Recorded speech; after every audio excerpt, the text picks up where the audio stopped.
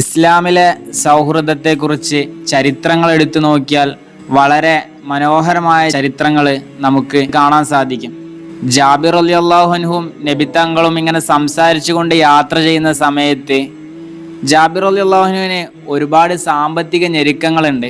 എന്നാൽ അത് തങ്ങളോട് പറഞ്ഞിട്ടില്ല.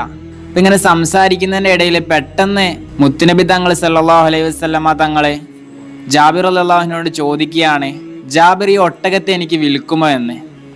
അള്ളാഹിൻ്റെ റസൂല് തൻ്റെ ഒട്ടകത്തെ വിൽക്കുമോ എന്ന് ചോദിച്ചപ്പോൾ തന്നെ ജാബിർ റളിയല്ലാഹു അൻഹു ആശ്ചര്യപ്പെട്ടു പോയി. തൻ്റെ ഒട്ടകം ഒരു വയസ്സായ ഒട്ടകമാണ്. ഈ ഒട്ടകത്തിനെ ചന്തയിൽ കൊടുത്താൽ പോലും ഒട്ടും വില കിട്ടില്ല എന്ന് ജാബിർ റളിയല്ലാഹു അൻഹു അറിയാം. അള്ളാഹിൻ്റെ റസൂല് ചോദിക്കുമ്പോൾ എങ്ങനെയാണ് വിൽക്കുന്നത്? അപ്പം ജാബിർ റളിയല്ലാഹു അൻഹു അവിടുന്ന് പറഞ്ഞു, നബിയെ, ഈ ഒട്ടകത്തെ അങ്ങൊരു സമ്മാനമായി സ്വീകരിച്ചാലും. അപ്പോൾ മുത്തുനബി തങ്ങൾ വീണ്ടും ചോദിച്ചു, ജാബിർ ഈ ഒട്ടകത്തെ എനിക്ക് വിൽക്കുമോ എന്ന്. ഇത് അങ്ങേക്കുള്ളതാണ് നബിയെ, ഈ ഒട്ടകത്തെ അങ്ങ് ഒരു സമ്മാനമായി സ്വീകരിച്ചാലും എന്ന് വീണ്ടും ജാബിർ റളിയല്ലാഹു അൻഹു പറഞ്ഞു. മൂന്നാമതും ചോദിച്ചു, ജാബിർ ഈ ഒട്ടകത്തെ എനിക്ക് വിൽക്കുമോ എന്ന്.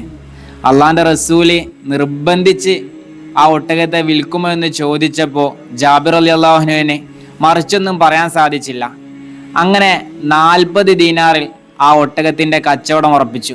അങ്ങനെ അവർ സഞ്ചരിച്ചുകൊണ്ട് ആ യാത്ര ലക്ഷ്യസ്ഥാനമായ മദീനയിലെത്തിയപ്പോൾ മഹാനായ ബിലാൽ റളിയല്ലാഹു അൻഹുവിനെ വിളിച്ചുകൊണ്ട് മുത്തുനബി തങ്ങൾ പറയുകയാണ്, ബിലാൽ, ജാബിറിന് ഒരു 40 ദീനാർ കൊടുക്കണം, കൂടെ ഈ ഒട്ടകത്തെയും കൊടുക്കണമെന്ന്.